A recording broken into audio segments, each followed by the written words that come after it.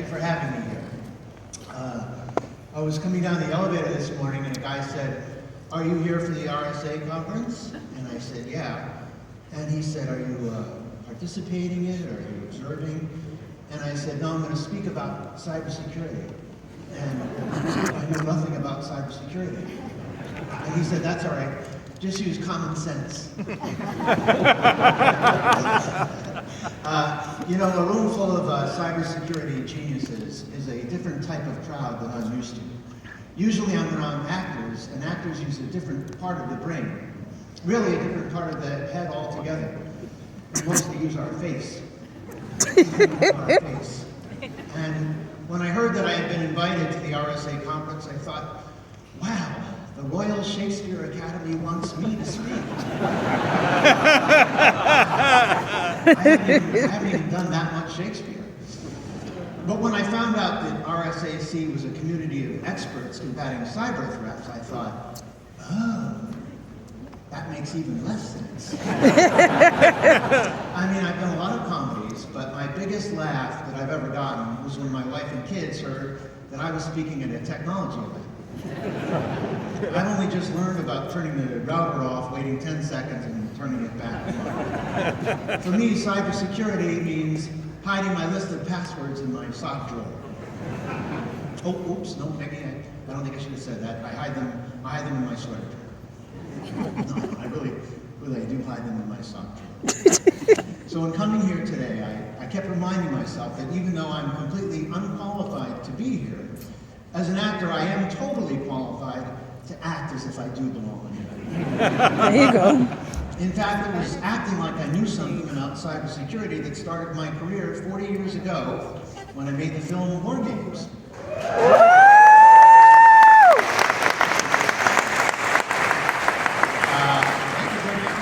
Personal computers were pretty new at the time, and I was not an early adopter.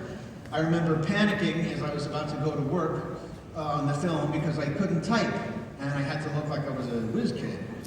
So I spent hours trying to learn how to type, and in the end, when I got to the studio, it turned out they had written a program that would put the right letter up on the monitor no matter which key I hit. I just typed like a madman, and everything looked perfect. How's that for thinking with my face? True story.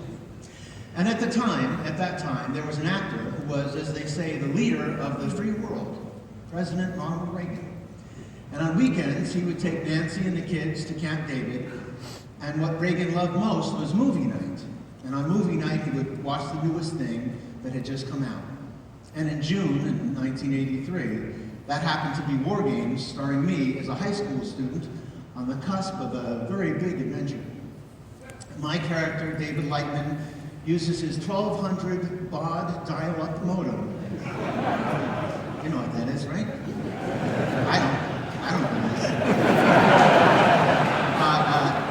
this. To hack into a system, which he thinks is the latest game. But it turns out to be the North American Aerospace Defense Command, NORAD. Whoops. The computer asks David, shall we play a game? And from a list that starts with checkers and chess, my character picks a heck of an option: global thermonuclear war. Except unbeknownst to him, it isn't a game, it's real life. Well, watching this, Reagan freaked out and fell right out of the parking lot. And 5 days later, this is true, 5 days later, he summoned the Secretaries of State, Defense, and Treasury, 16 members of Congress, and the chairman of the Joint Chiefs of Staff, John Vesey. He told them the plot of War Games, and eyes began to roll. But then he turned to John Vesey and asked, could something like this really happen? And the answer, Mr. President, the problem is much worse than you think. So it turns out that the film foresaw vulnerabilities that hadn't yet been addressed by our own government. And this conversation led to intelligence studies and ultimately to the signing of a classified directive entitled National Policy on Telecommunications and Automated Information Systems Security. That really rolls off the tongue. So the story became a film that was watched by a president and resulted in a new policy. That's just one example of how stories can shape the future. Every day delivers a world of new In my line of work, they become movies or shows. In your line of work, they could become discovering new risks or threats, opportunities to implement your talents, and even expand on them, which is my understanding of why you are all here, to look ahead, to envision the possibilities of what's to come, maybe even to broaden the scope of that vision, and most importantly, to collaborate on your role.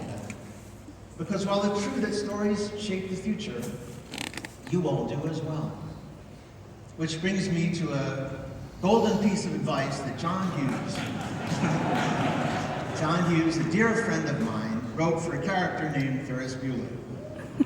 Life moves pretty fast.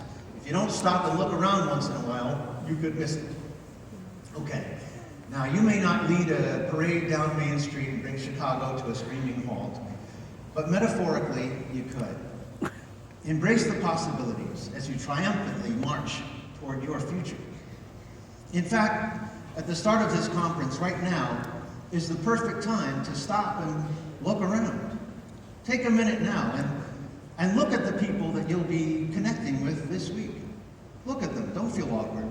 Don't feel awkward. Look at each other. No one's looking at you and how you look, how you're looking around, because they're all busy looking around themselves. So look around. Go ahead, do it, really. Take a look around, please, people. Make eye contact. Make eye contact. Do you know what group you're talking to? Break the fourth wall, as they used to say at the Royal Shakespeare Academy. But seriously, do this. Take your time. It's worth it. An opportunity to spend this much time with like-minded colleagues is a very rare opportunity. So many connections will be made here, so many people can lend a hand. When you gather people with a shared passion together, great things can happen. And it can feel almost automatic, like destiny, the way some unexpected mission or purpose reveals itself, some exciting possibility you never would have predicted. You can't force the outcome, but you can create an environment to make it happen by cultivating new friendships and learning from each other. I encourage you to really make the most of being here, to seize the day, or in this case, seize the week. Have a great time, everybody. Thank you for having me. Have a wonderful RSA Conference.